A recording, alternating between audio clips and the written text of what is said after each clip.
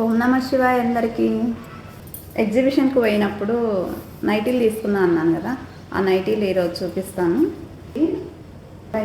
ఈ ప్యాటర్న్ వచ్చేసింది, చాలా బాగుంది. క్లాత్ అయితే చాలా కాటన్ అన్నమాట.